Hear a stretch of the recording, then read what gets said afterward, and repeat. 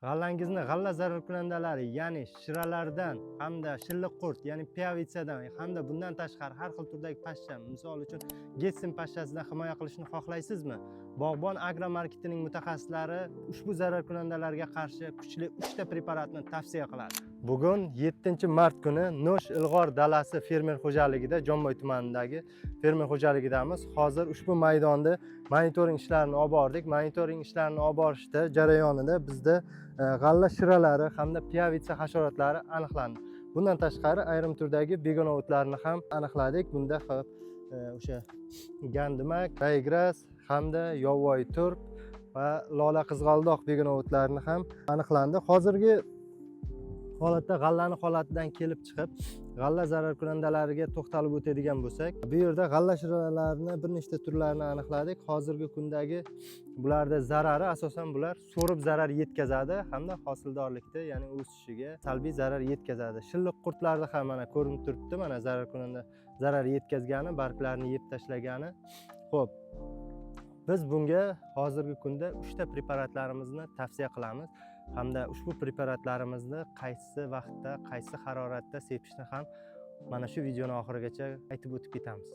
Xo'p, g'alla zararkunandalariga qarshi bizda birinchi preparatimiz Superkill, ya'ni ta'sir qiluvchisi Spirometrin 25% preparatimiz.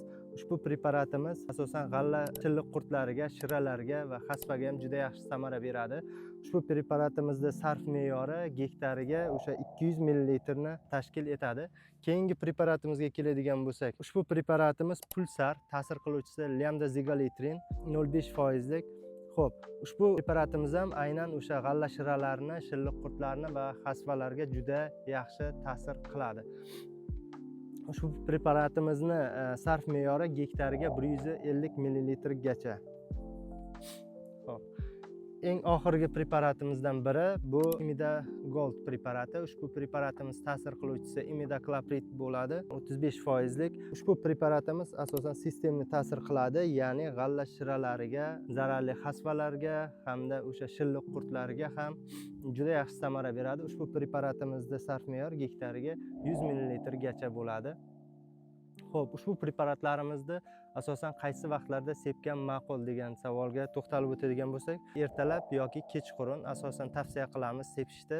Imkon qadar o'sha shamolni tezligi nisbatan past bo'lgan vaqtda kechqurunlari tavsiya qilinadi bularni sepish.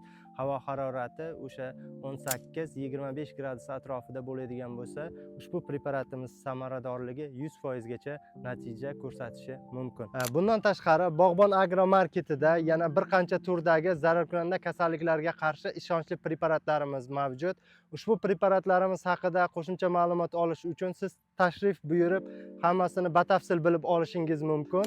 Agarda siz quyidagi raqamlarga murojaat qilsangiz, biz sizning dalangizga borib monitoring ishlarini olib boramiz va kasallik zararkunanda hamda begona o'tlariga eng ishonchli preparatlarni tavsiya etamiz.